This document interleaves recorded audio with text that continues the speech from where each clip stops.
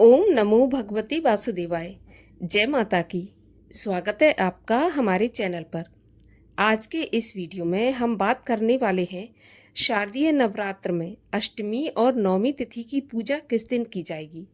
इस बार अष्टमी और नवमी तिथि में काफ़ी कन्फ्यूजन बना हुआ है, असमंजस की स्थिति बनी है कि किस दिन अष्टमी की पूजा होगी और किस दिन नवमी की पूजा होगी। कन्या पूजन किया जाएगा क्योंकि कन्या पूजन अष्टमी को भी किया जाता है और नवमी को भी किया जाता है।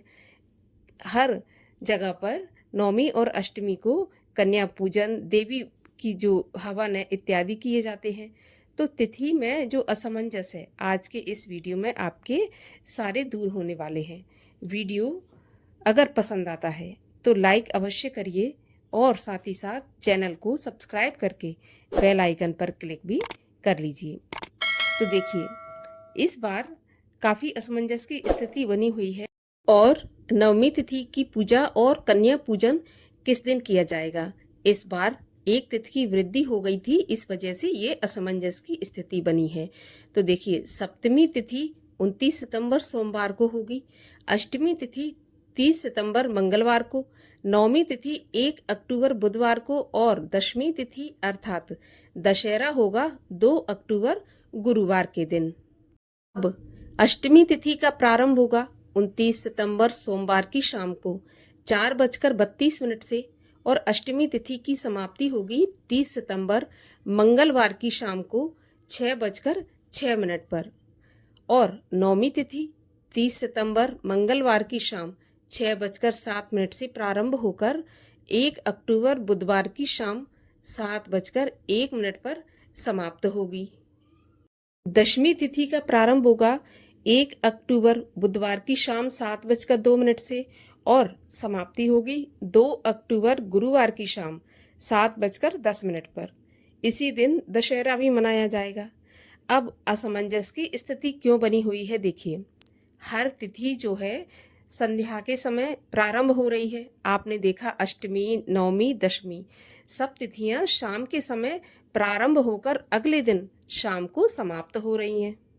और हमारे हिंदू धर्म में हमेशा उदया तिथि को मान्य माना जाता है। जब हमें उदया में जो तिथि प्राप्त होती है उसी का हम पूरे दिन पालन करते हैं। तो इसलिए जो तिथि शाम को आरंभ हो रही है उसको हमें शाम को न मानते हुए अगले दिन मान्य होना करना पड़ता है। तो इसी वजह से हर तिथि एक दिन आगे बढ़ रही है, क्योंकि शाम से जब प्रारंभ होगी तो अगले दिन हम उस तिथि को मानेंगे। तो इस वजह से एक तिथि का जो वृद्धि हुई है उसकी वजह से ये असमंजस है। तो मुहूर्त में जो हमें उदया तिथि में प्राप्त होती है उसी दिन हमें मान्य करना चाहिए।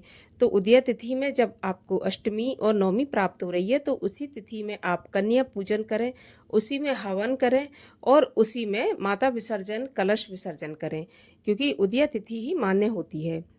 और अगर आपके मन में ऐसा प्रश्न आ रहा हो कि अगर शाम के समय तिथि प्रारंभ तो हो ही रही है तो क्या हम शाम को हवन कर सकते हैं, क्या हम शाम को कन्या पूजन करा सकते हैं। तो देखिए, शास्त्रों में तो ऐसी मान्यता नहीं है कि संध्या के समय किसी भी तिथि को मान्य किया जाए, क्योंकि उदया के समय किया जाता है। तो उदया तिथि में ही करें, संध्या के समय आपको नहीं करना चाहिए, ये ठीक नहीं है। तो इसीलिए ये असमंजस है। तो जो तिथि बताई जा रही है उसी तिथि में आप उस तिथि का पालन। तो आप इस वीडियो को ध्यान से देखें, सभी तिथियों को ध्यान से देखें और जिस दिन जो तिथि बताई गई है उस तिथि का पालन करें, जिससे आपने जो पूरे 9 दिन नवरात्र का पालन किया है वो आपका पूर्ण रूप से फलीभूत हो।